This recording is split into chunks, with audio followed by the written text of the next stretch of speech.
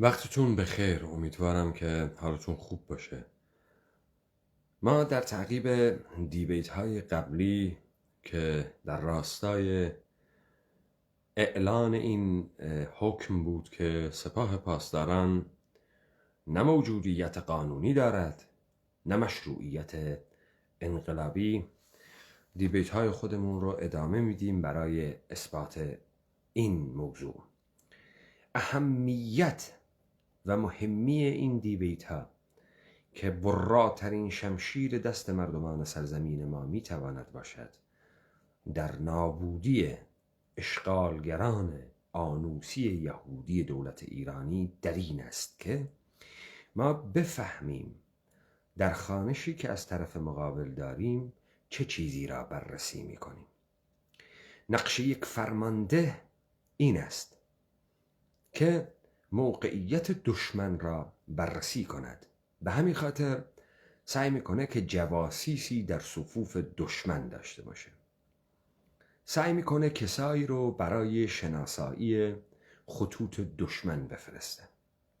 سعی میکنه نوع تجهیزات، سلاح، تعداد نفرات دشمن رو بدونه.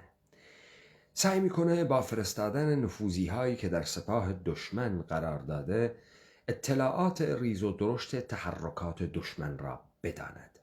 سعی میکنه که در صفوف سربازان دشمن جنگ روانی به پا بکنه و اراده جنگیدن رو در اونها سست بکنه. خب این نقش یک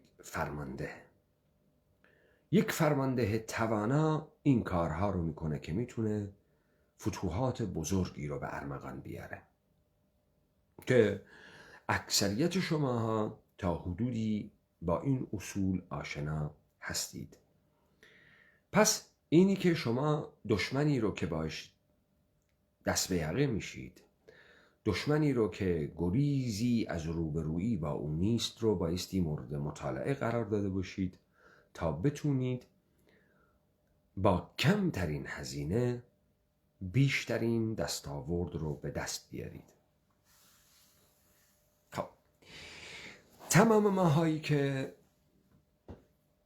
تحت اداره دولت آنوسی ایرانی هستیم تا مقاطعی پدیده ها رو عادی می دانستیم. بعد از مدتی هر کدام از ماها به واسطه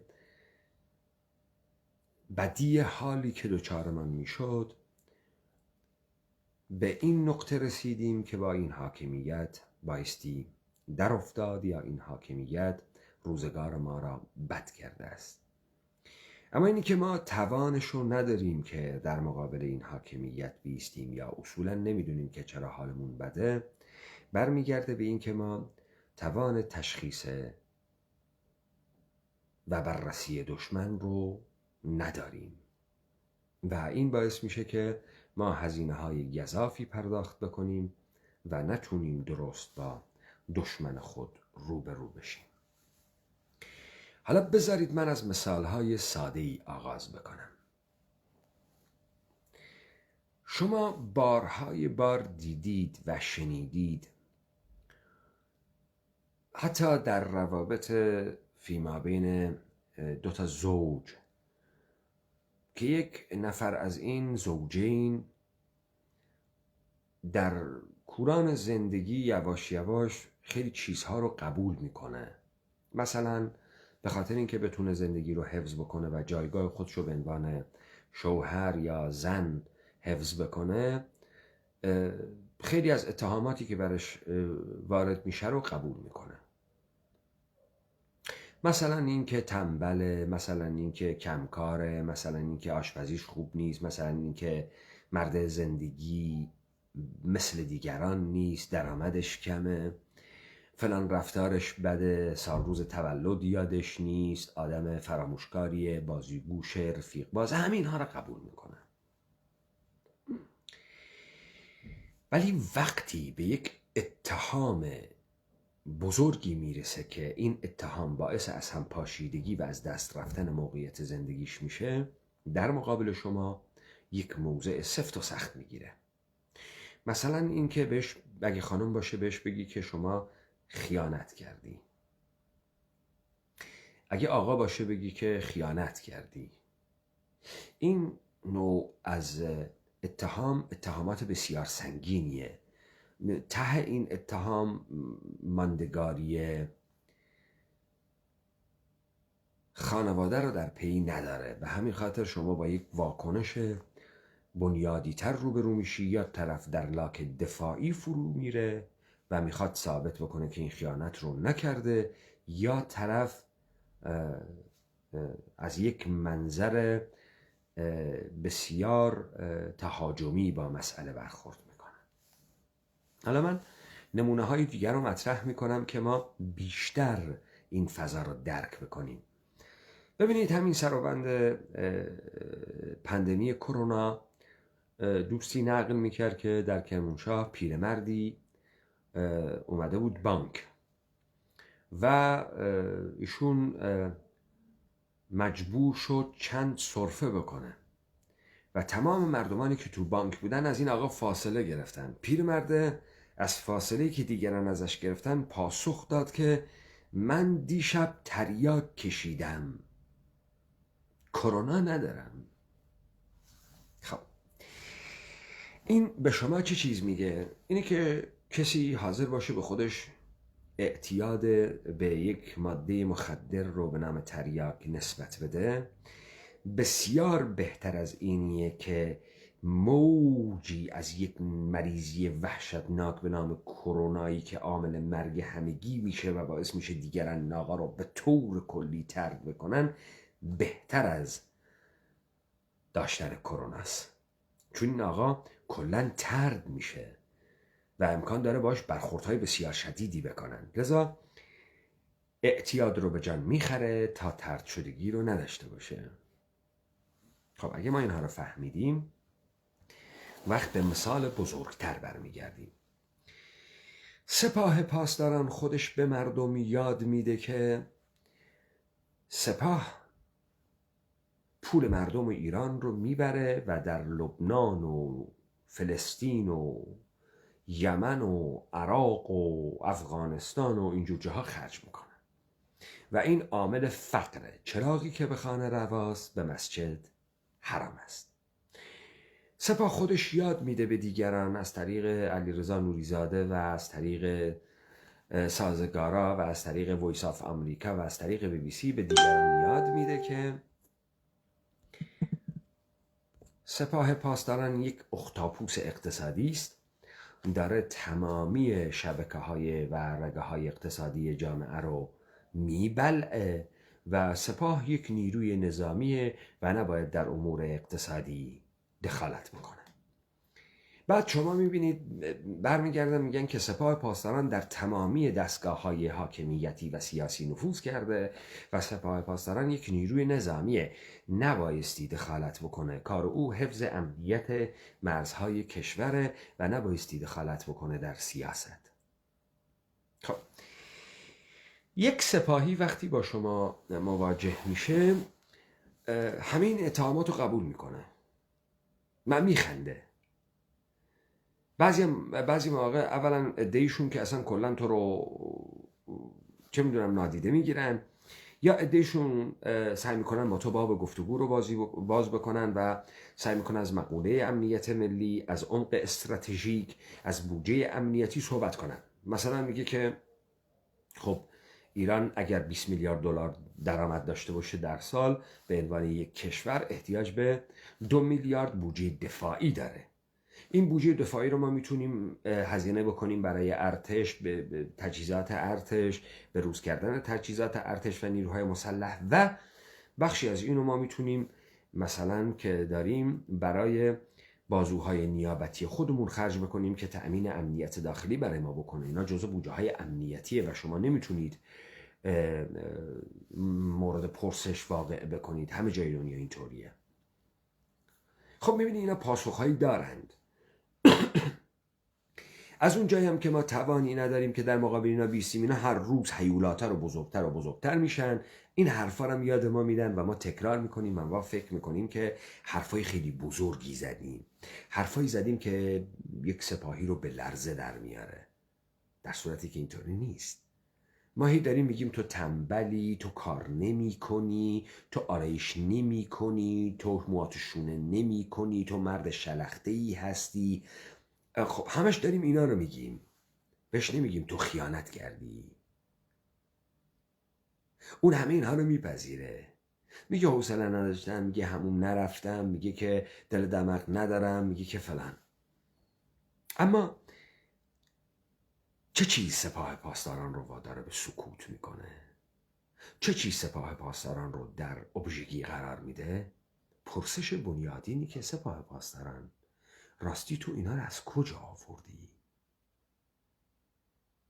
نه اینه که تو اینا رو داری و بد خرج میکنی و به ماها نمیدی و خیلی زور. راستی سپاه پاسداران، تو این زورتو از کجا آوردی؟ این اون پرسشیه که سپاه پاسداران ازش میترسه، چون تو وجود سپاه پاسداران رو مورد حمله قرار دادی. ببین، در اقلیم کردستان یک شخصی هست به نام ملا بختیار، در اتحادیه میهنیه. ملا بختیار خودش میاد میگه که در اقلیم کردستان فساده، دزدیه، رانته، خفقانه، سرکوبه.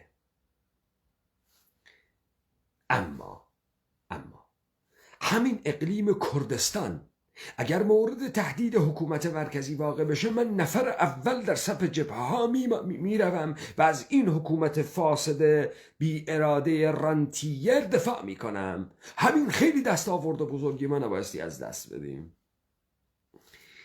خب شما پی میبرید که اینجا حکومت اقلیم کردستان چه چیز برش میاندازد؟ نه فساد، نه راند، نه گفتن این حرفا، نه در خیابان حضور پیدا کردن و شعار دادن که دزدی میشه. اینجا خودش داره بهت آدرس میده. شما اگر بخوای این جایگاه رو از من بگیری، من با تو برخورد میکنم. من قبول میکنم من رو کرسی قدرت نشستم، تو میتونی بگی کسی بیلات کجه، چرا بینید درازه، چرا همون نمیری، چرا سهم منو نمیدی، چرا من گشنمه. اما حق نداری بگی که تو از این تخت پیاده شو. حق نداری اینو به من بگی. اینو که به من بگی بسیار خطرناکه. اگه ما به این پی بردیم، اون وقت ما خواهیم فهمید چرا ما هیچ وقت نتونستیم ظرف 40 خورده ای سالی که این حاکمیت آنوسی داره از ما کشته میگیره، داره روح و وجود ما را به تاراج میبره، سرزمین رو به یغما برده. ما توان این رو نداریم در مقابل این درست حسابی وایسیم و همش کتک میخوریم. چرا ما همش کتک میخوریم؟ سپاه پاسداران ادعا میکند یک نیروی انقلابی است که آرمانهای یک انقلاب را تعقیب میکند. آرمانهای این انقلاب متبلور میشود در دوگانه مستکبر و مستضعف.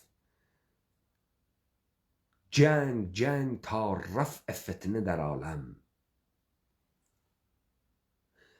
برقراری حکومت مهدی تا انقلاب مهدی از نهضت خمینی محافظت بفرما. اینا انقلابیان چون طرفدار مستضعفین جهانن و در مقابل مستکبرین می ایستن و این اون رسالتشونه. اینه که یک جوجه سپاهی فکر میکنه به یک آرمان بزرگی متصله که رسالت نجات مستضعفان دنیا را بر عهده داره و انقلابیه و شما رو با این در هم میکوبه با آرمانش. ما میخوایم بدونیم سپاه پاسداران آرمان داره اصلا. خب قبل از اینکه آرمان داشته باشه، سپاه پاسداران بایستی یه موجودیت دیگه هم داشته باشه تا بتونه آرمان هم داشته باشه. ببینید، اینی که به زور میخوان ما رو ایرانی بکنند، ایران یک هویت قانونیه. اگر ما به همین تاریخ مراجعه بکنیم، ما یک چیزی داریم به اسم ممالک محروسه قاجار. تا زمانی که خاندان قاجار یا داینستی قاجار اینجا دارن حکومت میکنن و این مملکت هیچ تعریف دولت ملتی ندارد، هیچ قانون اساسی ندارد، شخص پادشاه هر آنچه را که دلش میخواهد در این سرزمین میکند. احیانا این گونه است، ما این گونه فهمیدیم، این گونه به ما گفتند. بعد میگن در این سرزمین یک انقلابی میشود به خاطر اینکه ما آغاز عصر بیداری ما است، لذا عقلای قوم قیام میکنند، روشنفکرین و منورالفکرین به این نتیجه میرسند که ما با این گونه رفتارها در جهان امروز عقب مانده ایم و نمیتوانیم از زیر سلطه زورگویی کشورهایی که دارای سیستم و انستیتوهای مختلفی هستند نجات پیدا بکنیم. لذا ما بایستی بیایم کپی بکنیم سیستم و انستیتوهای دول استعمارگر رو. خب اولین اتفاقی که باید بیفته اینه، ما بایستی حکومت قانون در این سرزمین تعریف بکنیم. اینجاست که ایران با قانون متولد می شود و ماها احیانا طبق قانون به تابعیت قلمرویی که این قانون درش اعمال میشه در می آییم.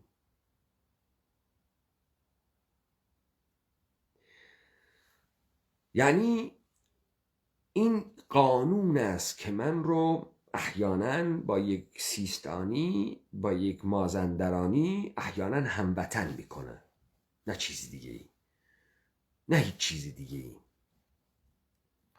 و این ایرانیت یک هویت قانونی است که متولد می شود در دستگاه‌های دولتی و دولت با بوروکراسی، با بازار، با قانون و با اعمال قانون امورات این سرزمین را اداره می کند.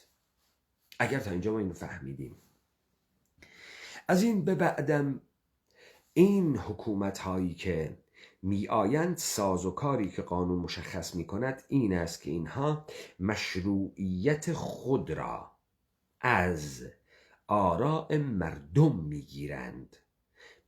به همین خاطر شما با ترم نوکر مردم روبرو هستی. یک رئیس جمهوری میاد میگه ما نوکران مردمیم. یک کارمند دولت، یک مدیر بلند پایه میاد میگه ما نوکران مردمیم، ما خدمتگزاران مردمیم. چرا؟ چه چیزی به من این قدرت رو میده که من فلان اعمال قدرت رو بکنم؟ اینی که این قدرت رو مردم به من تفویض کردن که من با تطبیق دادن قوانین و اجرای قوانینی که احیانا از اراده این مردم خارج شده به این مشروعیت رسیدم. خب سپاه پاسداران چگونه با دیگران برخورد میکنه؟ میگه که من یک نیروی نظامیم که پاسداری از مرزهای کشور، پاسداری از نظام جمهوری اسلامی که از اراده مردم در پس یک انقلاب مردمی به رهبریت رهبر بلا منازع کاریزماتیک آیت الله خمینی به دست آوردم، امروز قانونا حق دارم که از تمامیت ارضی، از کلیت نظام دفاع بکنم. سبب مثلا این رو میگه. به همین خاطر شما اگر بخوای مثلا غیر قانونی به این مملکت نفوذ بکنی، تو رو میکشه، میگی این تروریسته. همه میگن بله این تروریسته و سپاه پاسداران حق داره دفاع بکنه و سپاه پاسداران بایستی دفاع بکنه. اینا همش بر اساس مشروعیتیه که سپاه پاسداران از قانون میگیره. ببینید سپاه پاسداران نمیاد سردار سلامی رو بفرسته در تلویزیون، سردار سلامی به مردم بگه خب که چه؟ اصلا ما موجودیت قانونی نداریم، اصلا ما مشروعیت انقلابی هم نداریم، گردنمون کلفته، اسلحه بسیار داریم، 3-4 میلیون کارمند در بخشای مختلف اقتصادی داریم، یک هیولای بزرگیم، آش خاله است، میخوره پاته نمیخوری پاته، هر کی مرد بیاد این قدرت از ما بگیره. سپاه پاسداران این رو نمیگه. ما میخوایم سپاه پاسداران بیاد در تلویزیون سردار سلامیش بگه خب که چه؟ ما گردن کلفتیم، زورمون میرسه، میخوایم این کارو بکنیم. ما میخوایم سپاه پاسداران این کارو بکنن. اون وقت مردم میمانند و این قلدری سپاه، مردم میمانند و این اشغالگران اسلحه به دستی که دارن مردم رو تاراج میکنن. حالا ما برای اینکه سلامی را به اینجا برسانیم بایستی یک سری کارها بکنیم، ثابت بکنیم که سپاه پاسداران موجودیت قانونی ندارد. 57 انقلاب نیست، خمینی رهبر کاریزماتیک این انقلاب نیست، هیچ مردمی هم در پس دانسته های ایده های خمینی تحت فرمان خمینی و اندیشه های خمینی در خیابان نیامده است که انقلابی بکند که محتوا دارد و او آگاه است بر این محتوا. اگه ما اینو ثابت کردیم تمام موجودیت دولت یهود آنوسی جمهوری اسلامی به طور مطلق نابود می شود. اینی که ما بگیم آره اینا مشروعیت ندارن، اینا حرفای صدمنی غازه. به خاطر اینکه ما باور نداریم به این گفته‌ای که میگیم، یه پروپاگانداست، همینطوری گفتن. ما دلایلی نداریم این حرف رو بزنیم طرف با ما برخورد میکنه و ما چیزی برای گفتن نداریم. به همین خاطر ما با ادله ثابت میکنیم اینها نه موجودیت قانونی دارند نه مشروعیت انقلابی. اون وقت طرف مقابل وقتی به این ایمان میرسد دیگر سپاه پاسداران در مقابلش در وضعیت سوژگی قرار ندارد، بلکه سپاه تبدیل به ابژه او می شود. حالا ما میخوایم اینو بررسی بکنیم. در دیبیت های گذشته فرازهایی رو از این دنبال کردیم، امشب هم سعی میکنیم از زاویه دیگری این مطلب رو تعقیب بکنیم.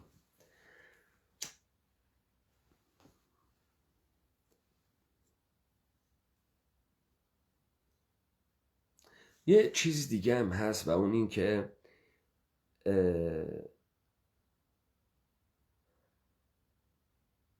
حالا این رو بعداً مطرح میکنم من. این یکی از اون دلایلیه که بایستی فعلا مستتر بماند. خب ما میخوایم بدونیم آنچه در 22 بهمن 57 اتفاق افتاد خلأ قدرت بود، انقلاب بود و خلأ قدرت ایجاد شد. خلأ قدرت به شرایطی میگن که ساز و کارهای یک حاکمیت کار نمی کند، مؤسساتش کار نمی کند، قانونش و نیروهای اعمال قانونش کار نمی کند. به این میگن خلأ قدرت. 15 بهمن 1357 خمینی فرمان تشکیل دولت موقت را به آقای بازرگان میده که من تحلیل کردم. در این زمان شاهپور بختیار، کابینه قانونی شاهپور بختیار داره حکومت میکنه. شما دولت اندر دولت میسازید، یک ثانیه خلأ بی دولتی ایجاد نمی شود. یعنی دولت بازرگان هست، دولت بختیار هم هست. 22 بهمن 57 ارتش اعلام بی‌طرفی میکند، دولت بختیار زمین میخوره، دولت موقت کار خودش آغاز میکنه. اینجا هیچ خلأ قدرتی نیست. ارتش صحیح سالم دست نخورده، ژاندارمری صحیح سالم دست نخورده، در پادگانها و در پایگاه ها و پاسگاه های خودشون هستند. و الان دولت موقت که سازوکار قانونی را در دست گرفته، شرایط اضطراری را در دست دارد، دولت موقت اداره کشور رو در دست داره. یک ثانیه خلأ قدرت ایجاد نشده. توجه می‌فرمایید.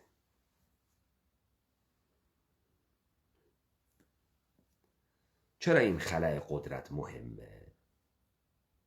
چون بعداً اینها خلأ قدرت میسازند، اینها ایجاد خلأ قدرت میکنند. نه اینکه اینجا یک کیوس اتفاق افتاده خلأ قدرت مطلقه، و اوضاع از کنترل در رفته. همچین اتفاقی نیفتاده و این یه دروغ بزرگه. ما در دیبیت های قبلی داشتیم دنبال این مطلب میگشتیم که آیا آیت الله خمینی رهبر کاریزماتیک انقلاب 57 است؟ من این رو تکرار میکنم. آیت الله خمینی در حکمی که به تشکیل شورای انقلاب میده در 18 دی ماه اگر اشتباه نکنم سال 57 یا 20 دقیق یادم نیست، امکان میدم که 18 دی ماه باشه. حالا شما این دی ماهش رو مطمئن هستم اما دیتش نه.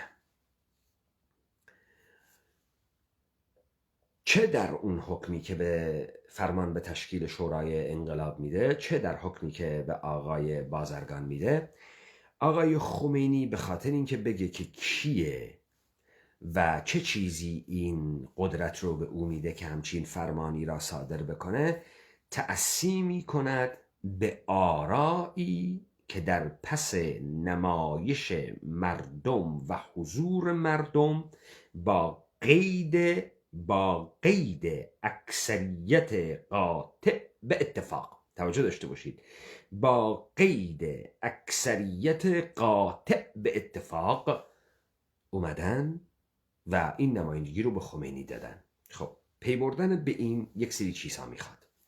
شعارهایی که در این تظاهرات مطرح میشه: مرگ بر شاه، درود بر خمینی، مرگ بر سلطنت، درود بر ولایت فقیه. این شعارها رو ندارن، اما یک شعار دارن به نام استقلال، آزادی. اینم در بحبوحه بهمن: استقلال، آزادی، جمهوری اسلامی. خب اینا بار معنایی داره. خب ما ادعا میکنیم که یک مردمی را در پس یک ایده انقلابی به خیابان کشیده ایم. خاطرتون باشه دهه 60 دهه انقلابات پایتخت‌های بزرگ جهان برتر و جهان سومه. اونجایی که پست مارکسیست ها دانشجویان نقشی میگیرند و می پاریس رو درست میکنند. اونجاست که پست مارکسیست های مکتب فرانکفورت دارن جولان میدن مثل مارکوزه. دهه جنگ ویتنامه. تریبونال سارت و برتراند راسل بر علیه جنایات جنگی ایالات متحده آمریکا در ویتنام. انقلابات ضد استعماری کشورهای مختلف دنیا از قاره آمریکا تا آفریقا تا آسیاست. ادبیات چپ حاکم است بر جهان. دهه بیتلزه، دهه پینک فلویده، دهه ادبیات چپ است و جنبش های ضد استعماری. دهه زدن امپریالیزم است و برخورد با امپریالیزم.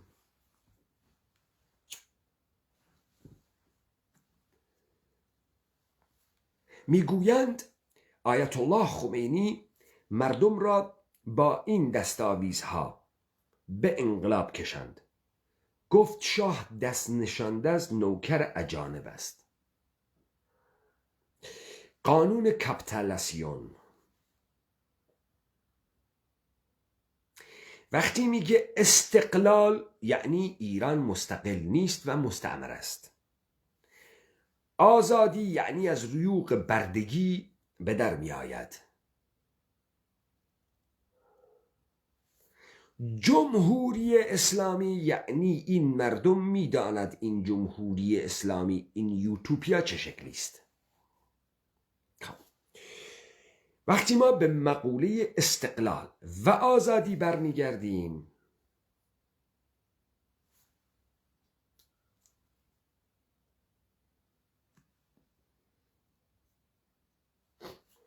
اون وقت بایستی هدف این انقلاب مقابله با نوکران و اربابان باشه. نوکران امپریالیزم و ارباب امپریالیزم. خب مردمی که با این ایده به خیابان آمده میشناسه پایگاه های ارباب و نوکران رو. پایگاه شاه رو میدونه، نوکر شاهه، ارباب کی؟ آمریکا. حالا ما نوکر رو بیرون میندازیم، باید اربابم بیرون بندازیم. خب خمینی این کارو کرده دیگه که اینا اومدن نوکر شاه رو گرفتن انداختن بیرون از مملکت. این کل سناریوه. حالا ما اینو بررسی میکنیم.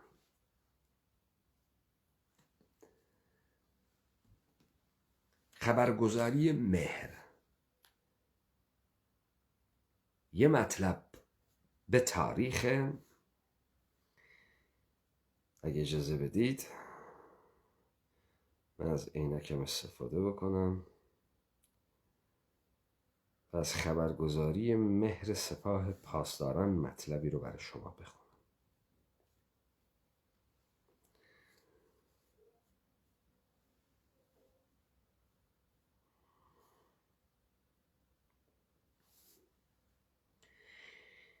خبرگزاری مهر 12 شهریور 1392.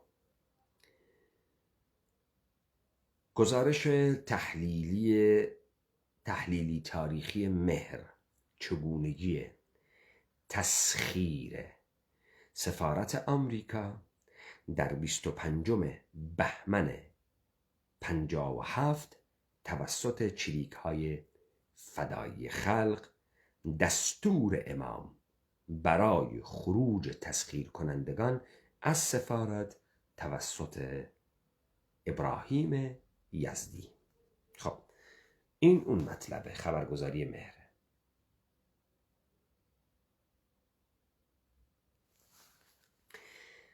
حالا سال 92 خبرگزاری مهر سپاه پاسداران داره اینگونه نقل میکنه که اینا تا حالا خبر نداشتن که 25م، یعنی این کادرهای خبرگزاری مهر 25 بهمن 57 سفارت آمریکا تسخیر شده.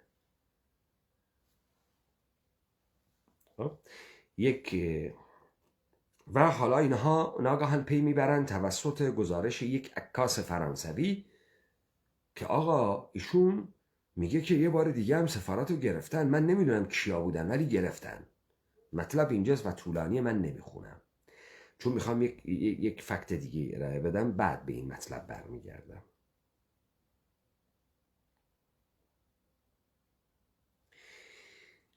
در ادامه مطلب میگه که صبح روز 25 بهمن سال 57 یک گروه مسلح سازمان چریک‌های فدایی خلق ایران به سفارت آمریکا حمله کرد. ویلیام سالیوان سفیر وقت آمریکا با دولت موقت تماس گرفت و از آنها کمک خواست. ترس کارکنان سفارت از این واقعه موجب شد که آنها در اتاق گنبدی شکل مخابره خبر جمع شده و اقدام به از بین بردن اسناد موجود در سفارت کنند. برغم آنکه با این اقدام چریک‌های فدایی خلق سفارت از کنترل دیپلمات‌های آمریکایی خارج شد، اما دقایقی بعد و پس از آنکه خبر این حمله به گوش امام رسید، وی این اقدام را تایید نکرده و دستور دادن بلافاصله مهاجمان از سفارت خارج شوند و برای این منظور ابراهیم یزدی وزیر امور خارجه دولت موقت موظف شد تا به نمایندگی از دولتش به این تنش پایان دهد. پس از گذشت 2 ساعت نیروهای کمیته انقلاب به همراه یزدی وارد درگیری شده و موفق شدند چریک‌ها را به ترک سفارت ترغیب کنند. به این ترتیب در ساعت 12 ظهر آن روز کنترل سفارت آمریکا به دست مقامات دولت موقت افتاد. همان روز روزنامه اطلاعات روزنامه اطلاعات در صفحه اول خود اینگونه تیتر زد که سفارت آمریکا سقوط کرد و در زیر این تیتر نوشت سرانجام سفارت آمریکا به تصرف ارتش انقلاب و چریکا درآمد. ارتش انقلاب و چریکا، توجه داشته باشید اینجا که مجبور میشه فکت سفارت رو، روزنامه اطلاعات رو بیاره. وقتی اینجا مجبور میشه فکت روزنامه اطلاعات رو بیاره، مجبور میشه از ارتش انقلاب صحبت کنه و چریکا. اما اینجا فقط میگن چریکا، خبرگزاری سپاه داره میگه اینو رو. اون ارتش انقلاب کیه؟ مجاهدین خلقه نمیگه، ولی چون مجبوره که آرشیو شده روزنامه اطلاعات، مجبور این رو بگه. خب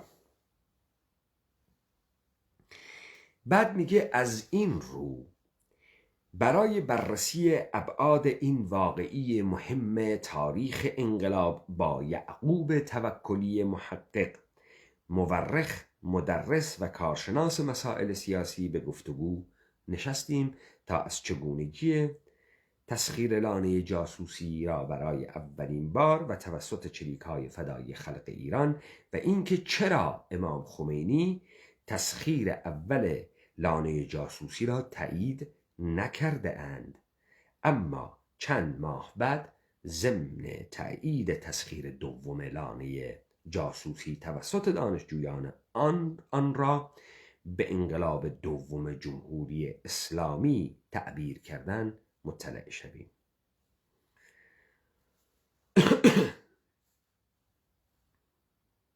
حالا من کوتاه این مطلب رو، گوشهایش رو میخونم که بعد یک چیز دیگه رو پخش کنم. حالا خبرگزاری مهر میپرسه از آقای توکلی چگونه تسخیر سفارت آمریکا توسط چریک‌های فدایی خلق اتفاق افتاد. توکلی جواب میده که چریک‌های فدایی خلق بودند که تقریباً اواخر سال 57 وارد لانه جاسوسی شده و آنجا را گرفتند، اما به سرعت امام دستور داد که اینها را از سفارت بیرون کنند. در خاطرات آقای سالیوان اشاره شده که گروهی از چریک‌های فدایی خلق ایران به سفارت حمله کرده و برای چند ساعت آنجا را در تصرف داشتند. بعد از اطلاع همون ماجرا رو تکرار میکنه. حالا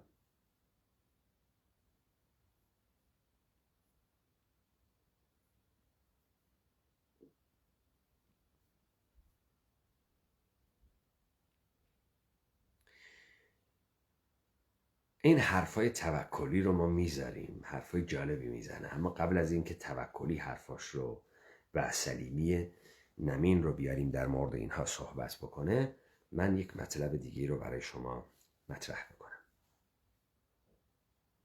خب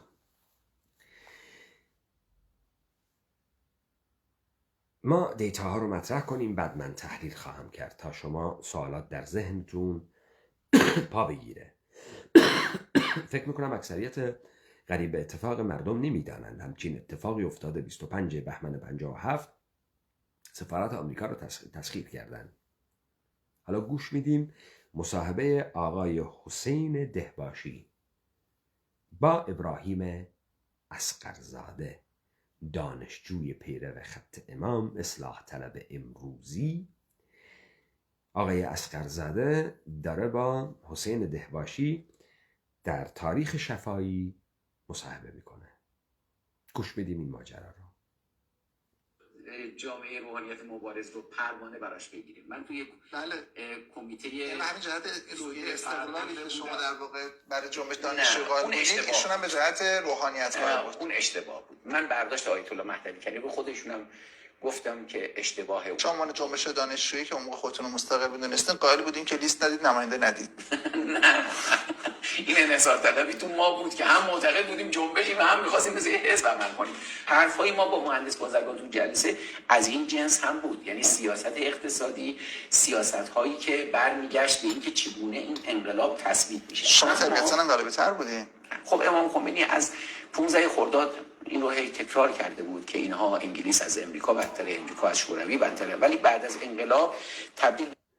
امام خمینی از 15 خرداد میگه هی تاکید کرده بود انگلیس از امریکا بدتره، امریکا از انگلیس بدتره، شوروی از اینا بدتره. خب یعنی این مردم ما، اینایی که خمینی آورده تو خیابون، همه میدونن ارباب شاه نوکر کیه. شما اینا رو مد نظر داشته باشید. استراتژی شد نه شرقی و نه غربی. آیا اتفاقی که در روز 25 بهمن سال 57 رخ داد، یک عده‌ای به صورت مسلح رفتن داخل سفارت امریکا و امام خمینی دستور داد به دولت موقت که سریعا اینها رو بیرون بریزه. اتفاقا می‌خواستم همین رو بپرسم که در واقع اون چیزی که الان من احساس میکنم و خواهش میکنم من راهنمایی کنید، هم معیارهای دوگانه هست. 25 بهمن ماه سال 58، 3 روز بعد از پیروزی انقلاب، بخشی از گروه‌های چپ و بخشی از مجاهدین میرن و سفارت امریکا رو میگیرن و امام بلافاصله دستور میده که این رفتار یک رفتار شایسته‌ای نیستش و اونها تخلیه میشن. با یک فاصله بعدتر از اون، در حالی که حکومت حالا از حالت نهضتی بیشتر به نهاد نزدیک شده، مستقرتر شده و رفتارهای انقلابی کمتر پذیرفته میشه. شما در شاهد مثل انقلاب از حالت نهضتی خارج شده و به نهاد شبیه شده. ایشون البته ظاهرا دارن با ما مزاح میکنن. ما که میدانیم اصلا دولت موقت که یک نهاده، شورای انقلاب که یک نهاده، در دی درست میشه. دولت موقت در بهمن 15 درست میشه با فرمان خمینی و از همون اول نهاده، نهضت نیست. ولی خب حالا تعقیب میکنیم. فرمایشات آقای حسین دهباشی، کارمند سپاه پاسداران بیت رهبری و اصغرزاده دانشجو پیرو خط امام اصلاح طلب. سال فرمایشاتتون گفتیم که روزهای اول انقلاب بالاخره کشور صاحب نداره و یه سری از اعدام ها از سر بی‌صاحبیه، نه از سر اراده. اما به هر حال خب اول انقلاب یه سری اعدام ها از سر بی‌صاحبیه، نه از سر اراده. ارتش در پادگان ها سالم دست نخورده هست. نیروهای مسلح هستن. دولت موقت داره کار میکنه. ایشون داره میگه که اعدام هایی که شده اراده نبوده. خب حالا در سال 58 کشور بیشتر صاحب داشته تا در 13 آبان 58 تا 25 بهمن 57 که تازه 3 روز از انقلاب گذشته. اما شما تبدیل میشین انقلاب دوم. این بهش نمیگن معیارهای دوگانه؟ بیشتر صاحب داشته آقای حسین دهباشی. بهمن 57 کشور یه خمینی داره، یه شاه رئیس قانونی کشور رو داره، یک دولت بختیار داره، یک دولت موقت داره. اینجا صاحب بیشتره نه؟ صاحب خیلی بیشتره نه؟ خب. حالا ادامه میدیم. شما میگی که اینجا صاحب بیشتر داره کشور. ببین من یه چیزی برات بگم. چون مجاهد بودن یا چپ بودن بعد از سفارت آمریکا اخراج شدن. چون شما بچهای انقلابی بودیم و نزدیک به روحانیت تبدیل شدن به قهرمان. خب اینجا حسین دهباشی برخلاف خبرگزاری مهر میگه که اینا مجاهدینم توشون بودن. سوال میکنه از اصغرزاده چون اونها مجاهدین و چپ بودن شما حسودیتون شد اینا رو از سفارت انداختید بیرون؟ حالا اصغرزاده میخواد پاسخ بده. ایراد درسته ولی نمیخوام توجیه کنم. فقط یه نکته رو برات بگم. در 25 بهمن 57 اگه گوش میکردی تو خیابون صدای اسلحه، گلوله، این به اون میزد، این بی‌نظمی تو جامعه به هیچ وجه مشروعیت انقلاب رو زیر سوال نمی‌برد. یعنی همه قبول داشتن که انقلاب انقلابه. اما با این وجود سفارت آمریکا رو وقتی میگیرن بیرونشون میکنن. و بیرونشون میکنن. اما در 13 آبان 8 ماه بعدش توی همون خیابون صدای گلوله نمیاد، ولی شما احساس میکنید جامعه داره فرو میپاشه، حکومت داره فرو میپاشه، بی‌نظمی داره مملکت رو از پا در میاره. در حوصله شما نمیگنجید صبوری کردن. خب ما فکر میکردیم انقلاب داره از دست میره. این تصور، ببین تاریخ رو نمیشه پیش بین، یعنی الان نمیتونیم بگیم که واقعا اگر این کارو دانشجوها میکردن یا نمیکردن چه اتفاقی میافتاد. در مورد این که اجازه بدید یک جور دیگه سوال بکنم. شما که 25 بهمن رو به دقت و با هوشیاری کامل شاهدش بودید به عنوان یک فعال دانشجویی که اون برخورد باهاش شد و سفارت آمریکا رو پس گرفتن. 8 ماه بعد وقتی اون رفتار رو دیده بودید احساس نمی‌کردید که با ما هم همین برخورد میشه؟ و امکان داره انقلاب فرو بپاشه؟ نه، امکان داره که بدتر بشه. با شما برخوردی بشه که برای چی رفتین گرفتیم؟ میگه یه بار نرفته بودن گرفته بودن بیرونشون کردیم، شما که دیدین که امام مخالفه. نمیدونم چی باید برای تو بگم که راضیت بکنن. توی آبان وقتی شاه رو پذیرفت امریکا احساس تغییر کردیم، یعنی بد احساسی بود، فکر کردیم توهین شده به کل انقلاب. درسته ما حالا توجیه میکنیم میگیم آره شاه رو وقتی امریکا برد اونجا برای اینکه ژنرال های خودش رو سازماندهی کنه، تصور ما کودتا بود و فلان، اما واقعیتش و بیش از هر چیزی در 13 آبان 58 وقتی که ما تصور میکردیم بعد از 28 مرداد 32 امریکا شاه رو تبدیل کرده به یک دیکتاتور و خودش اینو کرده ژاندارم منطقه، احساس میکردیم حالا که شاه رو برده داخل امریکا و به او پذیرش داده بدون اینکه اجازه بگیره از نیروهای انقلابی و بعد دولت موقت خود آقای مهندس بازرگان تو الجزیره با برژینسکی ملاقات کرده و بعد این ملاقات رو پنهان کردن، این پنهانسازی رو احساس میکردیم له شدیم، احساس میکردیم خورد. خب این توجیهاتی رو که آقای اصغرزاده میاره احیانا داره درباره صنف دانشجویان پیرو خمینی صحبت میکنه. احساس میکردیم احساس اصغرزاده احساس تمام مردم نیست، ولی هی سعی میکنه احساس خودش رو به تمام مردم ایران تعمیم بده. بعد در همین گزارش ما پی خواهیم برد که دانشگاهی که احیانا ایشون جزء صنف دانشجویان پیرو خط خمینیه در تسخیر مجاهدین خلق و چریکای فداییه، حتی اینها در دانشگاه در اقلیتن که حالا داره این احساس خودش رو به تمام مردم ایران میده. توجه داشته باشید به این نکات، چون حرفا که زیاد میشه ما فراموش میکنیم طرف قبلتر چی گفت. شدیم یک نسلی که اون همه عظمت انقلاب پشتش بود و مدافع انقلاب بود و بعد تحمل کرد و دولت موقت رو که این انقلاب تثبیت بشه. یهویی شرایطی برامون اتفاق افتاد که فکر میکردیم خیلی داریم سیلی بد جوری داریم میخوریم. این تحقیر شدن، اون کابوس ناخودآگاهی که توی نسل من خوابیده بود و ما هر 16 آذر یعنی اینکه دانشجوهای کشته شده بودن که در قربانی ورود نیکسون شد. نیکسونی که کودتا کرد، کشوری که حامی مثلا شاه بود و دولت ملی دکتر مصدق. اجازه بدید بگم خدمتتون. ببینید اتفاقی که در 13 آبان 58 افتاد، من به عنوان کودک شاهد این ماجرا بودم، میخوام انصاف به خرج بدم و بگم. خب اینجا آقای دهباشی ورود میکنه به تاریخ شفاهی و میخواد به عنوان یک انسان که از خانواده خودش داره خرج میکنه و ما احیانا اینها رو بایستی به عنوان فکت های تاریخی قبول بکنیم، ایشان داره خانواده خودش رو به عنوان یک فکت از تمامی مردم ایران، چون نه انقلابی بودن نه خمینی باز بودن، مطرح میکنه که ما این رو تعمیم بدیم به کل جامعه ایران.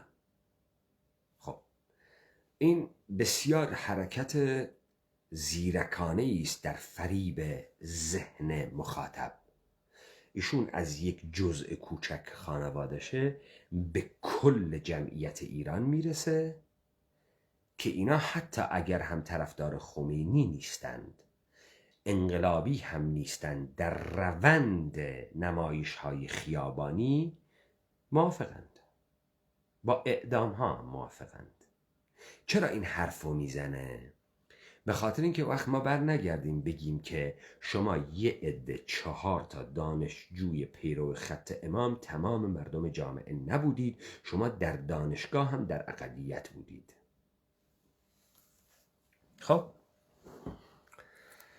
حالا ادامه میدیم، داره حرف میزنه، ده باشیم.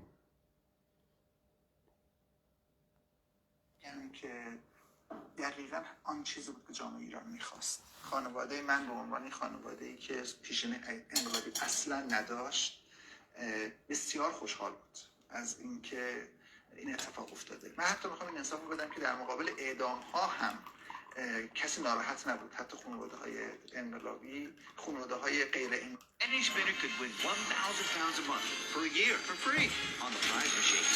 من بابت این تبلیغ انقلابی هم احساس میکردن که باید این اتفاق بیفته. حکومت قبلی هست، ما نگران کودتا هستیم و باید نظامیا حذف بشوند.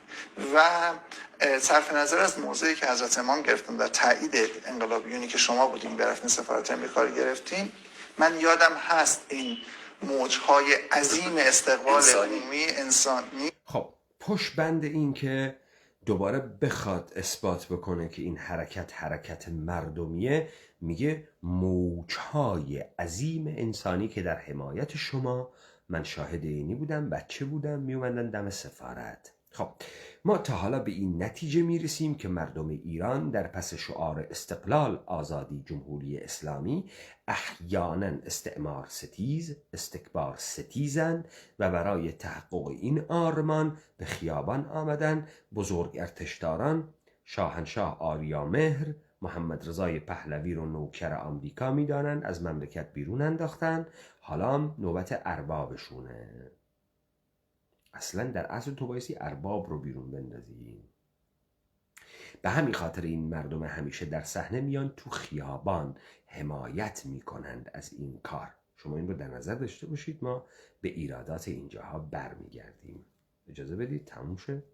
خب این یک سری حرفا زد، ما حالمون بد بود، شاه رفت آمریکا، گفتیم ما رو کودتای 32 خورد، 28 مرداد 1332 تکرار میشه، این اتفاق میفته و ما خیلی عصبانی شدیم. این کلن داره خیلی چیزها رو زیر سوال میبره. برمیگردم به خاطر که تمام بحثا رو هم تلمبار بشه که من بتونم اون نتیجه قطعی رو ازش بگیرم و شما هم به اون نتیجه برسید. که می اومدن و شعار میدادن در مقابل سفارت و ما رو گرفتن. آره. یعنی ما چون قرار بود بریم یه کار دانشجویی بکنیم و اصلا نه ادای تروریستا رو می‌خواستیم نه ادای نیروهای. خب اینا بهش میرسیم. خب من میخوام خب اینجا یه تضاد دیگه. اصغرزاده که جزء گروگانگیرهای سفارت آمریکاست، میگه بابا ما نه تروریست بودیم، ما قرار بود بریم یه نمایش دانشجویی بدیم. یعنی اینجا نه خمینی فرمان داده، نه ملت همیشه در صحنه برای در هم کوبیدن ارباب آمریکایی به میدان آمده. اینا رفتن یه نمایش دانشجویی بدن. حالا اینا رفتن کارا رو کردن، ملت همیشه در صحنه آمریکا ستیز اومده و دیگه نمیذاره اینا بیرون بیان. اینا الان گروگان مردمن. شما توجه داشته باشید این رو که بعداً سلیمی نمین و توکلی در خبرگزاری مهر سپاه پاسداران داستان رو کلاً عوض میکنن. حالا این داشته باشید، اون تیکه‌ای رو که میگه توجه داشته باشید.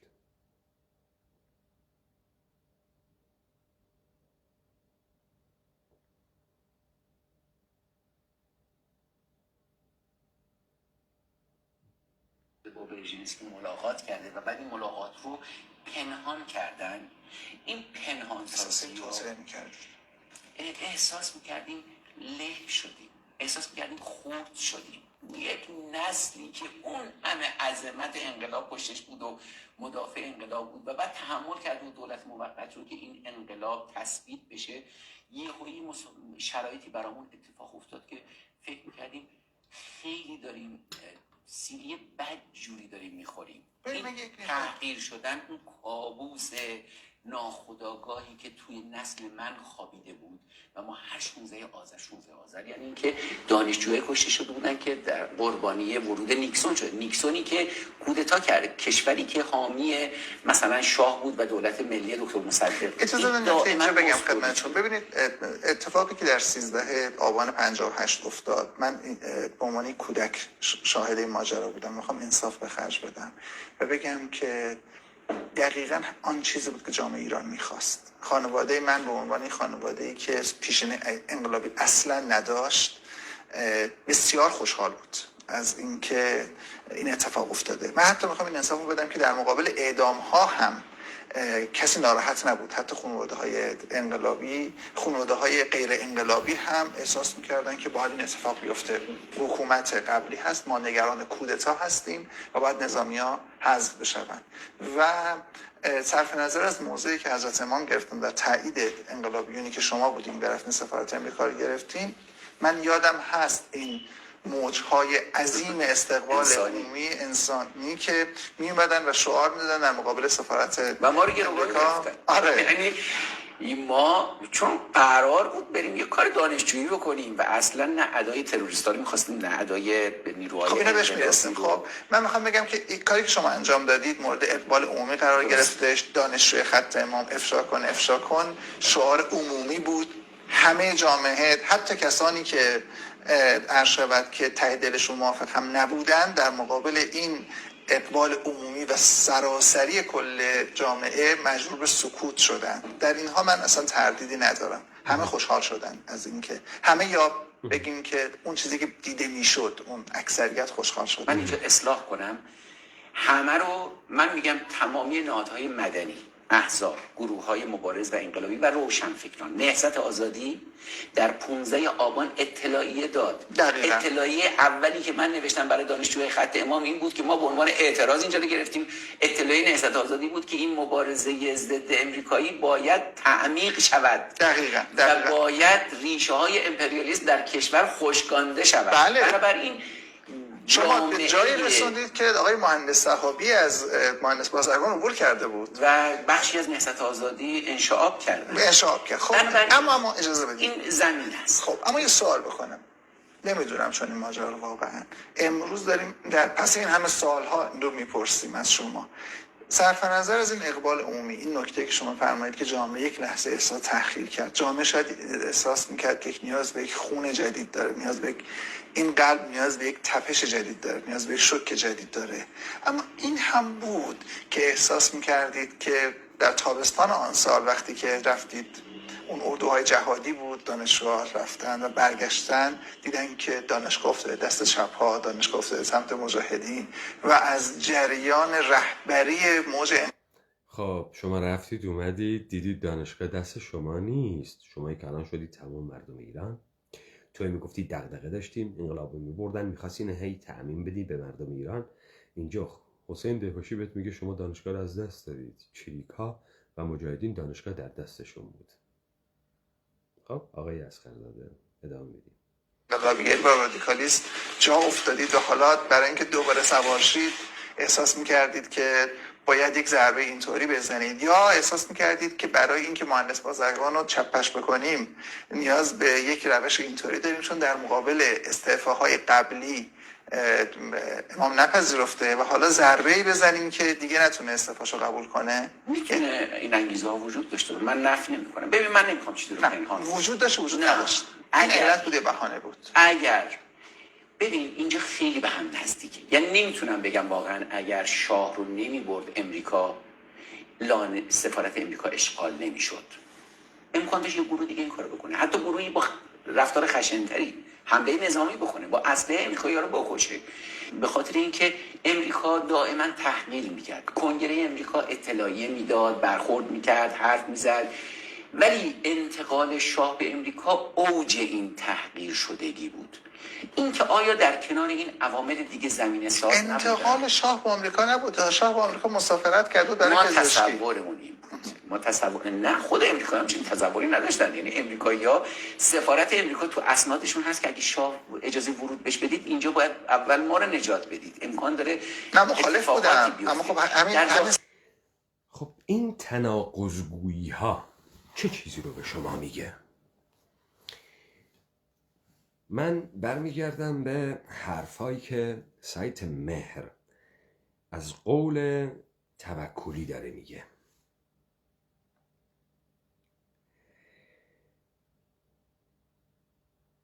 میگه که وقتی یک عملیات، میگه که چرا امام تسخیر اول اعلانه جاسوسی را تعیین نکردند، اما بلافاصله بعد از مطلع شدن از این ماجرا دستور خروج به تسخیر کنندگان دادند؟ مهر میپرسه، توکلی پاسخ میده. توکلی میگه که ابو مسلم خراسانی برای امام صادق نامه‌ای نوشت و گفت حاضرم با شما بیعت کنم. امام صادق در اتاق نشسته بودند که کوره‌ای از آتش در آن روشن بود. امام نامه را در آتش انداخت و بلافاصله آن را روی دست خود نگه داشت. من عذر میخوام. قاصد ابو مسلم خطاب به امام صادق گفت پاسخ شما چیست؟ امام فرمودند پاسخ من همین است. به ابو مسلم بگو تو نه آدم من هستی، نه در راه من، نه برای من هستی. وقتی یک عملیات از سوی کسی که آدم شما نیست و تعلقی به شما ندارد انجام می شود، نشان می دهد که او فقط می خواهد موجی ایجاد کرده و خود از آن موج بهره بگیرد.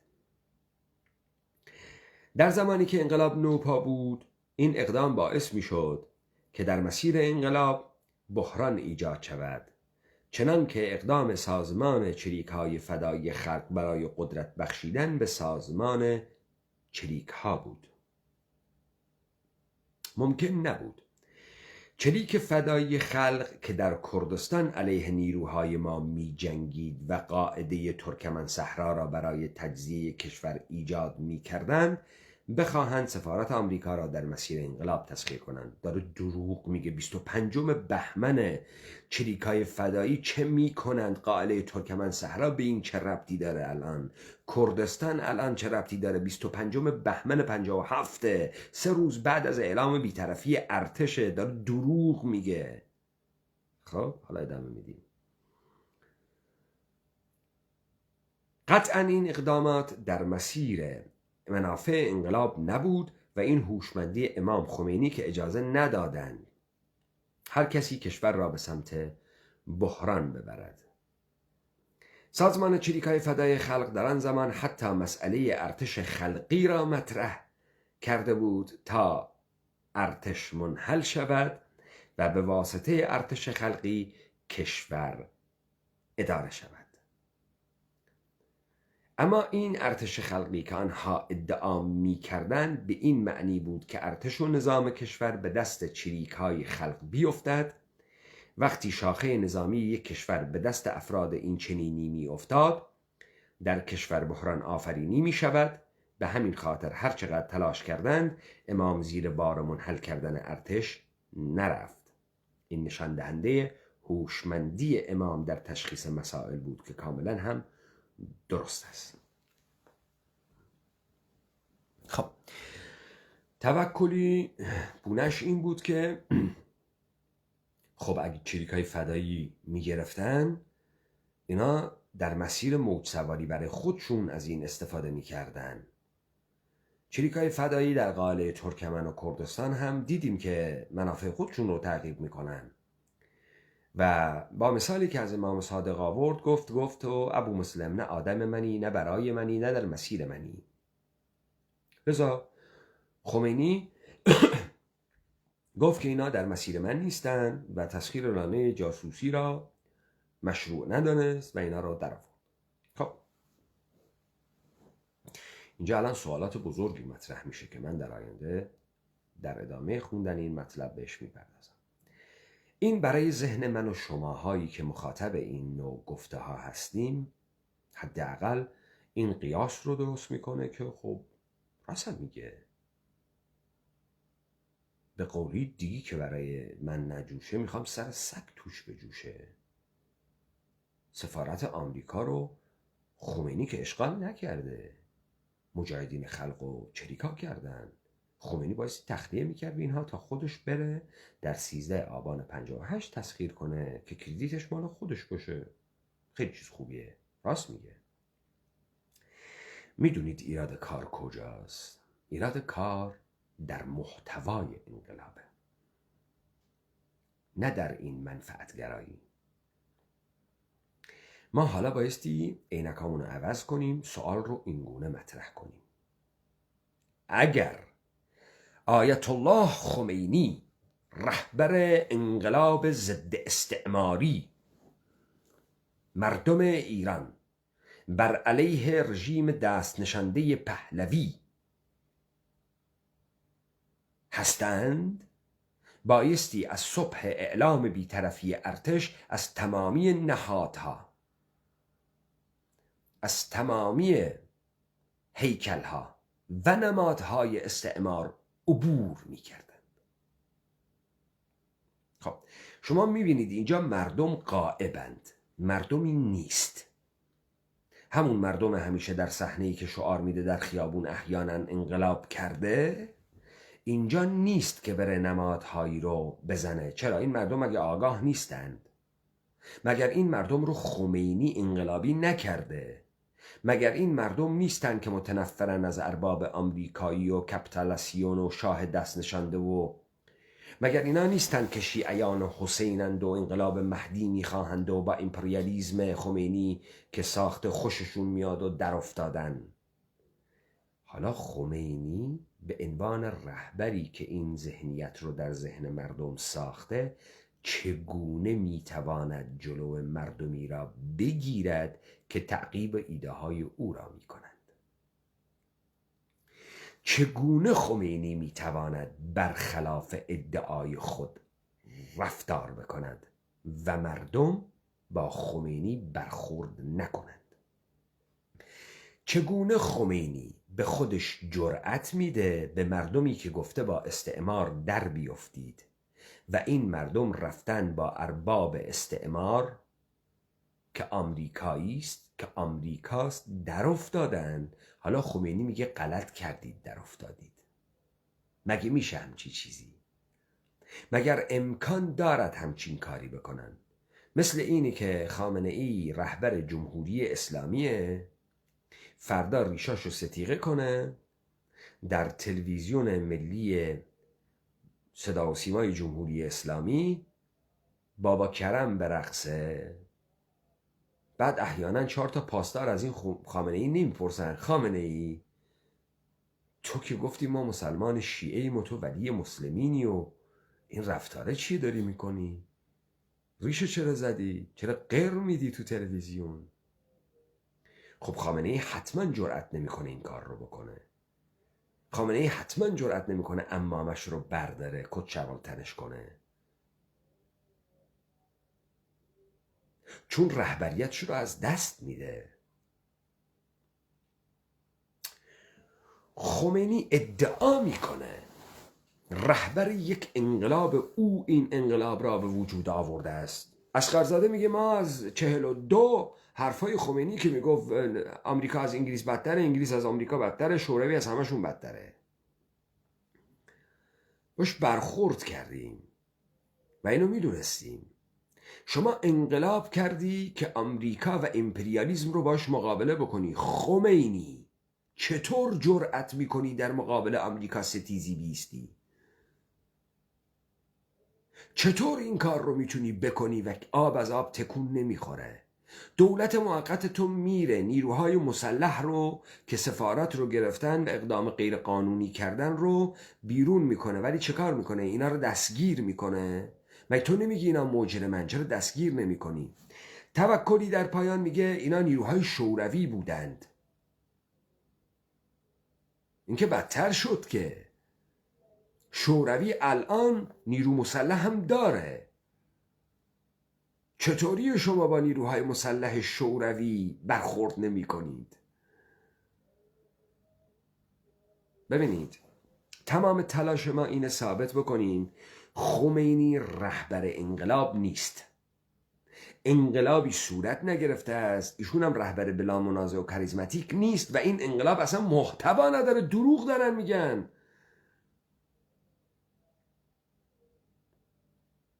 و این شعارهایی که بعدن تو دهن مردم انداختن شعارهای متأخره. پارادایم شیفت داره انجام میشه، پارادایم شیفت داره تکمیل میشه و پروسس رو دارن طی میکنند. توجه میفرمایید؟ اینجاست که خمینی نمیتونه ترمز مردم انقلابی باشه. خمینی نمیتونه مردمی رو که او انقلابی کرده است که از امپریالیزم عبور کند جلوشون رو بگیره. از رهبریت خودش کاسته میشه، لکه‌ای بر دامان رهبریتش میماند. مردم از او عبور میکنند. این نکته اول. پس این ثابت میکنه خمینی انقلاب محتوایی نداشته که احیانا مردمانی در تعقیب ایدش در خیابان انقلاب کرده باشند، محمد رضا پهلوی را زمین زده باشند. حالا نوبت آمریکا که میشه، چون خمینی طرفداری نداره که بره سفارت رو بگیره، چریک‌های فدایی و مجاهدین خلق این کار رو کردن. و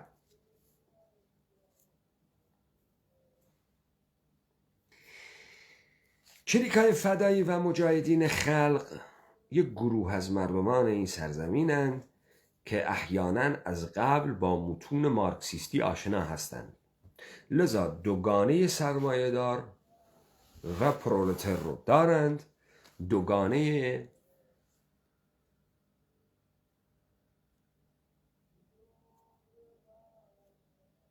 امپریالیزم و سوسیالیسم رو دارند. لذا اونها مسیرشون مشخصه. امپریالیسم رو بایستی زد و میرن فوراً سفارت رو بعد 3 روز تسخیر میکنن. حالا سوال اینه، آقای خمینی، برادران سپاه پاسداران، بچه مذهبی های دروغگو که برای خودتون تاریخ میسازید، شماهایی که موجودیت سپاه نداشتید بعد میگید موجودیت داشتیم اول انقلاب، شما کمیته های انقلاب بودید؟ یعنی از همون دار و دسته قصابی بودید که رفتید با ابراهیم یزدی بچه های چریک و مجاهدین رو از سفارت اخراج کردید؟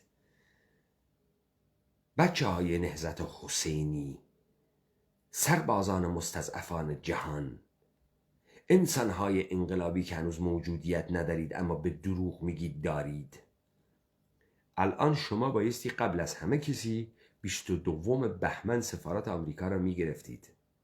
چرا نگرفتید؟ کجاست این رادیکالیزم شیعی آرمانی مستضعفانتان؟ کجاست؟ چرا مجاهدین خلق و چریکا از شما سبقت میگیرن؟ برادران انقلابی سپاه پاسداران. که دهباشی از این میپرسه، میگه شما سرخورده شده بودین، کم آورده بودین تو رادیکالیزم از چریکا و از مجاهدین، رفتید سفارت آمریکا رو گرفتید. نه این دروغه. نه، ارباب آمریکایی این کردیت رو به خمینی داد، گفت حالا بیا سفارت رو بگیر. نه درسته؟ ببینید، ما بایستی محل نزاع رو مشخص بکنیم خمینی رهبر کاریزماتیک انقلابی است که مردمانی را با اندیشه های انقلابیش که در روزهای نزدیک به اعلام بی‌طرفی ارتش در شعار استقلال، آزادی، جمهوری اسلامی تعقیب بکنیم. یعنی مردم استعمار ستیزند، به دنبال استقلالند، کشور رو در استعمار میبینند. خب دست نشاندش که شاه، اربابش هم که آمریکاست. خب حالا مردم تونسته رژیم مستقر شاهنشاهی رو ازش عبور بکنه، نوبت اربابه. چرا مردم سراغ سفارت آمریکا نمیره؟ خمینی. خب مردم نمیره، بچه مذهبی های شیعه تربیت شده دست تو که اون شبکه بزرگ بچه مذهبی ساخته بودند، چه؟ اونها چه آرمانهای تو رو چرا تعقیب نکردن؟ اونها قبل از همه برن سفارت رو بگیرند. مگه انقلاب نیست؟ این انقلاب دیگه. شما نمیگین پارادایم شیفته، شما نمیگید ارباب دارید. اربابی داره زمینه ها رو براتون آماده میکنه. شما چرا این کار رو نمی کنید؟ مگه الان نیست سپاه پاسداران یک کتاز میدانه و مستضعفان جهان رو میخواد نجات بده و گروه های پروکسی در همه دنیا درست میکنه و پشت مقاومت فلسطین ایستاده؟ چرا سپاهی های اون موقع، بچه حزب اللهی های اون موقع، بچه شیعه های اون موقع که نوکران تو بودن از سفارت آمریکا عبور نکردن؟ همین آقایان سپاه پاسداران. چرا؟ چه چیزی رو زیر سوال میبره؟ عقل نداشتن؟ محتوای انقلابی نداشتن؟ از دل شیعه چیزی در نمیومد؟ واقعا موجودیت نداشتن دیگه، نه؟ اینا نبودند، نه موجودیت داشتند. اینا کی پیدا میشن؟ اون موقعی که تو ایجاد خلأ قدرت میکنی، یعنی نمایش خلأ قدرت میدی. بعد هر کسی رو از این محله های جورآباد و زورآباد و یافتآباد و تمام اینها جمع میکنی. مثل اینایی که تو این ماجراهای 88 می آوردی از این محله ها پول میدادی، غم دستشون میدادی. آره؟ اینا اون نیروهای انقلابی سپاه پاسدارانن که در 2 اردیبهشت 57 می ساختیم. اینجا بررسی ما واقع تسخیر سفارت آمریکا در 25 بهمن 57 به شما ثابت میکنه. یکی دیگر از اون فکت هاست که به شما ثابت میکنه که خمینی رهبر نیست، این انقلاب نیست، مردم هیچ ایده انقلابی ندارند، مردم هیچ محتوای انقلابی ندارند و این نمایش های خیابانی که برگزار شده است نمایش های ساخته شده است که از توده مردم هم استفاده کردن. شما همین حالا توی خیابونی معرکه بگیر، دعوا بگیر، هزاران نفر به تماشای این دعوا میپیونده، چه برسه به این که شما آغاز یک تجمع رو بکنی. هسته اولیه 100 نفر کافیه تا بتونه بعد از چند ساعت یک تظاهرات چندین هزار نفری رو نشون بده. این که از اراده نمیاد، این که از تعقل نمیاد. اون 100 نفر رو کی تو خیابان میاره؟ کیان اون 100 نفر؟ این 100 نفر الان چرا تو تسخیر لانه جاسوسی حضور ندارن؟ چرا همین 100 نفر مردم رو به طرف سفارت آمریکا نمیبرند؟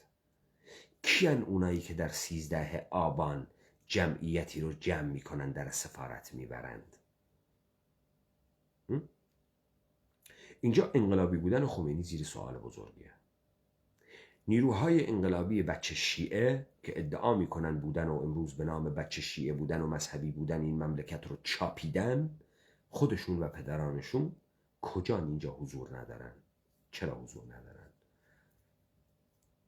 که بعدن شروع میکنن به این شامورتی بازی ها. گزارش توکلی و سلیمی نمین بسیار متفاوت است با گزارشی که حسین دهباشی و ابراهیم اصغرزاده از داستان میدن. حالا ما ادامه میدیم فرمایشات آقای توکلی. بعد در نظر داشته باشید توکلی میگه که مجاهدی چریکای فدایی میگفتن ارتش رو بایستی منحل کرد و ارتش خلقی ساخت. یادتون نره اینجا گفت که ارتش انقلاب، روزنامه اطلاعات تیتر زد که ارتش انقلاب که مجاهدین خلق باشه، به خودش میگه ارتش انقلاب و هیچ کدوم از اینها انقلاب نیست و یک پارادایم شیفته. حالا چریکای فدایی هم گفتن ارتش بسازیم. خمینی چرا منحل نمیکنه ارتش رو؟ بخاطر که قدرتش رو نداره. بعد خمینی مجبور میشه چه کار بکنه با ارتش؟ این برمیگرده به ماجرای کوتنوجه که من بهش میپردازم، به همینم میپردازم. خب نکته حائز اهمیتی که من دوباره تکرار میکنم اینه، ما نبایستی مسیری رو که اونها میخوان ما رو هدایت بکنن درش بیفتیم. حالا اون مسیری که میخوان ما رو هدایت بکنن اینه، سفارت رو گرفتن در مسیر خمینی، نبود به نفع خمینی، تمام نمیشد، خمینی گفت نه تخلیه کنید، بعد 13 آبان طرفداران خودشو میفرسته. ما هم فکر میکنم منطقیه دیگه، طرف برای خودش میخواد. نه این منطقی نیست، این برای یک رهبری که انقلاب ساخته است منطقی نیست، چون این رهبر برخلاف ایده انقلابی خودش داره رفتار میکنه با مردم خودش. رهبری که میگه شیطان بزرگ آمریکاست، بعدن رهبری که میگه من با امپریالیزم در افتادم، رهبری که میگه شاه نوکر و دست نشانده آمریکاست، رهبری که میگه بایستی استقلال باشد، آزادی باشد و جمهوری اسلامی اینها رو میاره، نبایستی هیچ مخالفتی در مقابل آمریکایی ستیزی بکنه، چون تمام مشروعیت انقلابی خودش رو در منظر مردم از دست میده و این کار رو نمیکنه.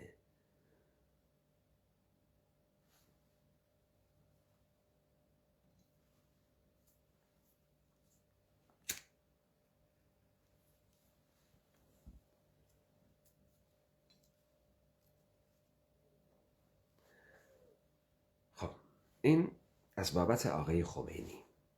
حالا ما برگردیم به این که خمینی از تسخیر 25 سفارت آمریکا خبر نداره.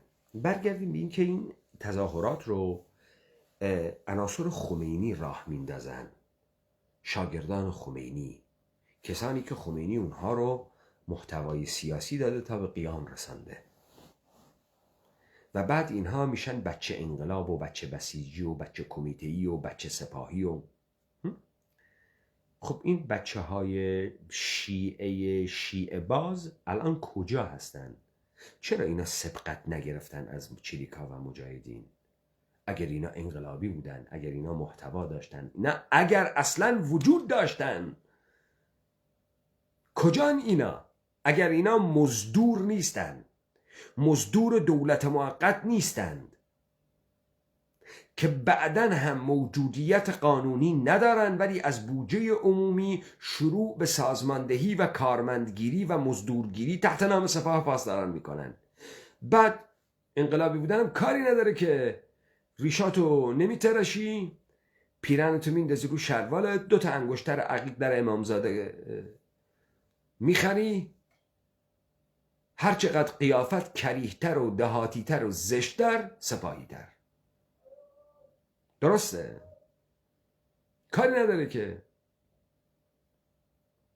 انقلابی بودن که محتوا نمیخواد، که عمل انقلابی نمیخواد، که تعقیب آرمان کردن بدون حقوق و مقام امکان نداره. ما آرمانهای انقلابیمون رو با حقوق و مزایا و امکانات مالی تعقیب میکنیم. شما کجای دنیا دیدید کسی آرمانش رو اگر نجات مستضعفان دنیا تعقیب کرده باشه با رتبه و پول و حقوق کارمندی و درجه سازمانی تعبیر کرده باشه؟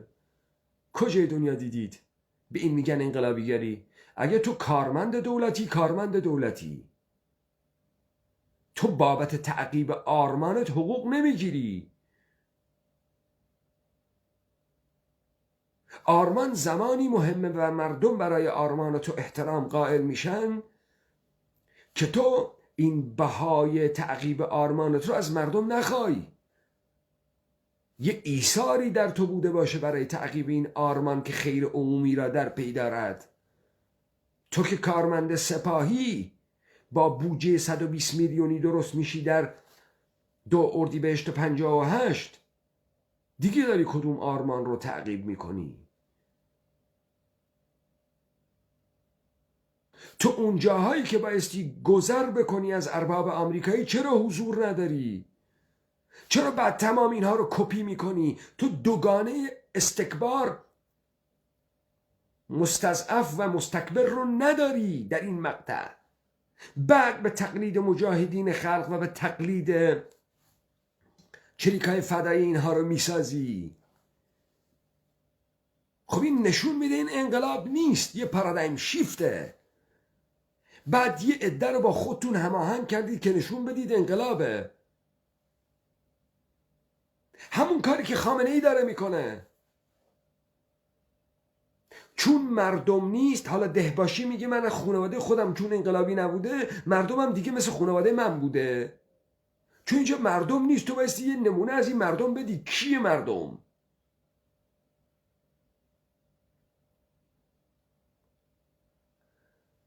مجاهدین خلق جز مردمن. اونایی که در اجتماعات سخنرانی های موسی خیابانی و مسعود رجوی جمع می شدن احیانا جز مردمن.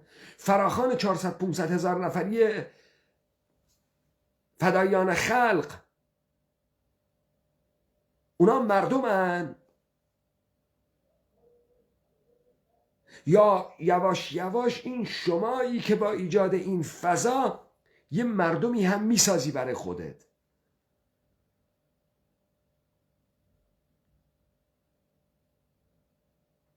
بعد چطوری اصغرزاده میگه که ما تو اون موقع احساس میکردیم انقلاب از دست رفته. مگه انقلاب چه بود که از دست رفته بود؟ اصغرزاده، این انقلاب، این کار رو شما باید همون روزه اول میکردید. 13 آبان تو خیابونا گلوله نبود، سکوت بود، ولی ما بیشتر از همیشه فکر میکردیم انقلاب از دست رفت. چرا فکر میکردی دولت موقت هست، شورای انقلاب هست، خمینی رهبر فرزانه هست، ارتش در پادگان ها هست؟ چرا تو فکر کردی انقلاب داره از بین میره؟ چرا تو 25 بهمن فکر نکردی که باید بری سفارت آمریکا رو بگیری؟ چون تو وجود نداشتی، چون تو نبودی، چون شماها بعدن متأخر همتون در صحنه ظاهر میشید. ترس شاه دیگه نیست، ارتش اعلام بی‌طرفی کرده، دولت موقت ارباب آمریکایی پارادایم شیفت کرده، دیگه نمیترسید. 17 بهمن دولت بختیار ساواک رو منحل میکنه، زمانی که دولت موقتتون هست، ولی این بختیار رو که ساواک رو منحل میکنه با تایید شاه. نه شما انقلابی از ساواک گذر کرده باشی. کجا شما از ساواک گذر کردید؟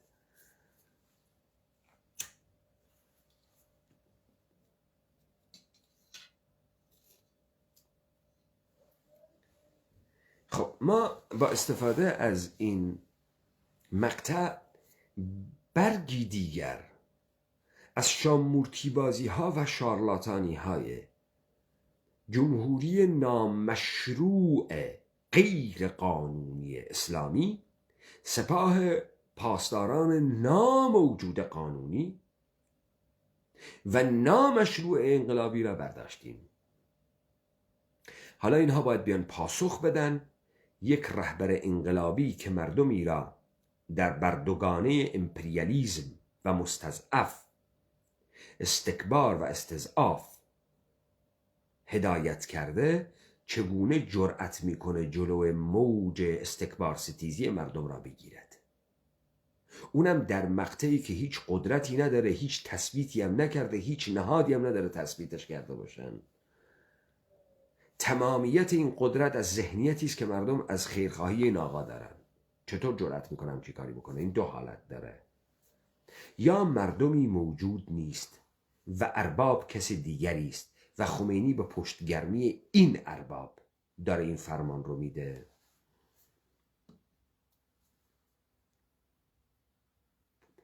یا خمینی یا قمارباز احمقه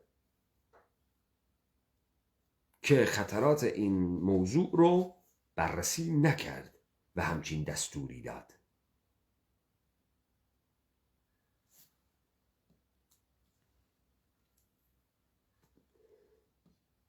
اما سپاه پاسداران اینا ادعا میکنن ما از همون اوایل بودیم، در شکلگیری این تظاهرات ها بودیم، در هدایت مردم و آوردن مردم در خیابان ها بودیم. سوال: شما اگر خمینی این گونه اینسپایرتون کرده بود، الهام بخشی بهتون کرده بود که بایستی با آمریکا بجنگید و شاه نوکر آمریکاست، بایستی همون موقعی که فرصتش مهیا میشد سفارت آمریکا را تسخیر میکردید، سفارت شوروی را تسخیر میکردید.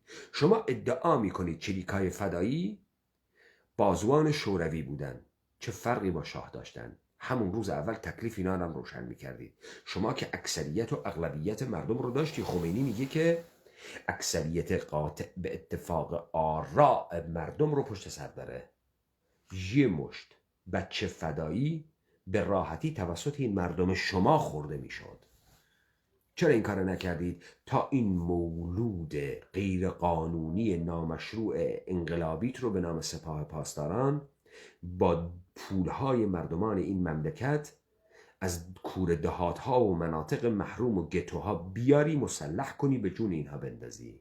این نیرو رو نداری خمینی. تو نه مردم داری، نه مردمی پشت سرتن، نه مردمی با شعارهای تو به خیابان آمدن. یه توده سازی کردید، یک نمایش دادید. حالا هم هیچ کسی نه افکار تو رو میشناسه، نه میدونه برای چی تو خیابون اومده، نه میدونه چگونه گذار کنه، نه میدونه نمادها کجاست.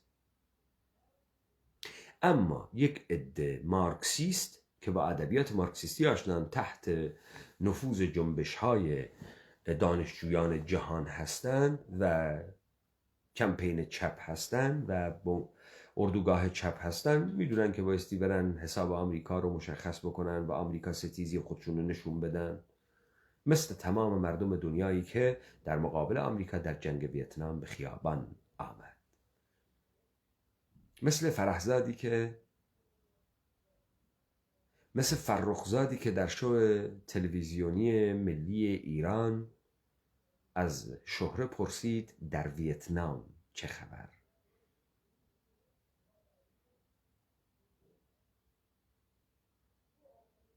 خب چطوریه شما فیلم میسازید به خاطر اینکه تاریخ سازی بکنید؟ جوجه شیعه هاتون تو مسجد نشستن، یه ملا داره اینها رو با اندیشه انقلابی آشنا میکنه. 25 بهمن شما غایبید، نیستید. جوجه شیعه ها کجان الان؟ کجان؟ این جوجه شیعه هایی که انقلاب کردن کجان؟ چطور مجاهدین خلق از اینا سبقت میگیره؟ چطور چریکای فدایی از اینا سبقت میگیرن؟ در امپریالیزم ستیزی. این اگه سوال میشه برای شما، پاسخ اینه: خمینی نه مردم داره، نه مردمی انقلاب کرده، نه مردم میدونه از انقلاب چی میخواد. یه اجماعی رو درست کردن که ظاهر انقلاب به خودش بگیره، ولی در اصل پارادایم شیفته. ارباب آمریکایی هم ارتش رو اخته کرده برای اینها تا اینها بتونن ساز و کار رو ایجاد بکنن. در دیبیت های بعدی من میپردازم به این که خلأ قدرت رو خمینی درست میکنه در نقاطی که احتیاج به آشوب داره. من به شما گفتم هیچ خلأ قدرتی ایجاد نمیشه. دولت در دولت هست. 22 بهمن اعلام بی‌طرفی ارتش، فوراً بازرگان کار میکنه. ارتش هم سر جاشه. یعنی بازرگان هر جایی فرمان به ارتش بده، ارتش بایستی ورود بکنه. کافیه یه فرمان بده. خلأ قدرت نیست. دروغ میگن. خلأ قدرت رو بعدها میسازند. آشوب رو بعدها میسازند. درست میکنند. خب اینایی که بعداً درست میکنن که بعداً تو بتونی دستاویز داشته باشی، بهونه داشته باشی، نیرو مسلح بسازی، این نشان میده که تو قدرت نداری. قدرت میسازی با فضایی که یه ارباب برات مهیا میکنه. این آمریکاست که به تو میگه بیا سفارت رو بگیر، نه اندیشه های مشعشعانه ضد آمریکایی تو. به اینها برخواهیم گشت. مرسی. شبتون بخیر.